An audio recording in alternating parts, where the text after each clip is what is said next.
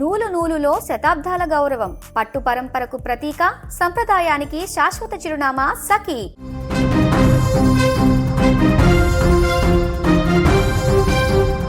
అగ్రరాజ్యం అమెరికా మరొకసారి తన సైనిక పటిమను, సాంకేతిక రహస్యాలను ప్రపంచం ముందు ఉంచింది.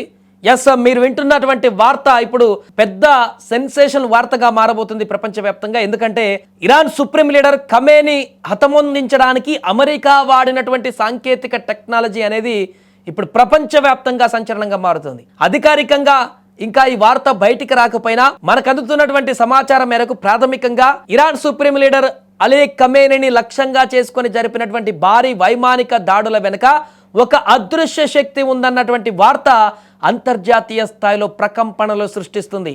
ఆ శక్తి ఏదో కాదు, ఆర్టిఫిషియల్ ఇంటెలిజెన్స్. మీరు వింటుంది నిజమే. ఆర్టిఫిషియల్ ఇంటెలిజెన్స్ ఆధారంగానే అమెరికా ఖమేనీని హతమొందించిందనేటువంటి వార్త ఇప్పుడు బయటకు వచ్చేసింది. దానికి సంబంధించినటువంటి వార్త సోషల్ మీడియాలో కూడా ధారాళంగా ప్రవహిస్తుంది. సాధారణంగా చాటింగ్ కోసమో లేదా సమాచారం కోసం మనం వాడేటువంటి ఈ ఏఐ ఇప్పుడు యుద్ధ విమానాలకు దారి చూపిస్తోంది.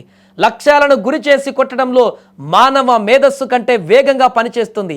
ఈ ఆపరేషన్లో ఆంథ్రోపిక్ సంస్థకు చెందిన క్లౌడ్ అనే ఏఐ సాఫ్ట్వేర్ను అమెరికా సైన్యం వాడిందనేటువంటి వార్త రక్షణ రంగంలో ఇప్పుడు పెద్ద చర్చకు దారితీసింది. ఇది ఎంతవరకు నిజమనేది ఇంకా బయటికి రానప్పటికీ ప్రాథమికంగా ఈ యొక్క సమాచారం మేరకు, బయటికి చెప్తున్నటువంటి సమాచారం మేరకు, అక్కడ కొన్ని సోషల్ మీడియాలో వ్యక్తమవుతున్నటువంటి వార్తా కథనాల మేరకు ఏఐని అమెరికా ఉపయోగించి ఖమేనీని హతమొందించింది అనేటువంటి వార్త ఇప్పుడు బయటకు వచ్చేసింది. విషయం ఏంటంటే ఈ సాంకేతిక యుద్ధం కేవలం ఇరాన్తోనే కాదు, అమెరికా లోపల వైట్ హౌస్ మరియు పెంటగాన్ మధ్య కూడా నడుస్తోంది.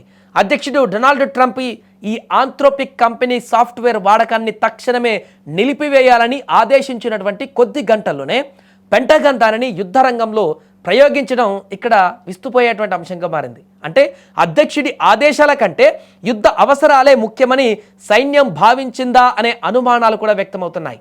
వాల్ స్ట్రీట్ జర్నల్ నివేదిక ప్రకారం ఇరాన్ దాడుల సమయంలో శత్రువుల కదలికలను కనిపెట్టడానికి, బాంబులు ఎక్కడ వేయాలో నిర్ణయించడానికి మరియు యుద్ధం వల్ల కలిగే నష్టాన్ని ముందే అంచనా వేయడానికి ఈ క్లౌడ్ ఏఐ టూల్ను అమెరికా సెంట్రల్ కమాండ్ విరివిగా ఉపయోగించినట్టుగా తెలుస్తోంది. అయితే ఈ కథలో అసలు twist Anthropic company CEO Dario Amodei రూపంలో ఉంది. తన ఏఐ మోడల్స్ను సైనిక అవసరాల కోసం, ముఖ్యంగా ప్రాణ నష్టం కలిగించే పనుల కోసం వాడకూడదని ఆయన భీష్మించుకొని కూర్చున్నాడట. ఏఐ వినియోగంలో కొన్ని నైతిక విలువలు ఉండాలని, వాటిని అతిక్రమించేలా సైనిక కార్యకలాపాలలో వాడడానికి తాను అనుమతించబోనని ఆయన స్పష్టం చేశాడట.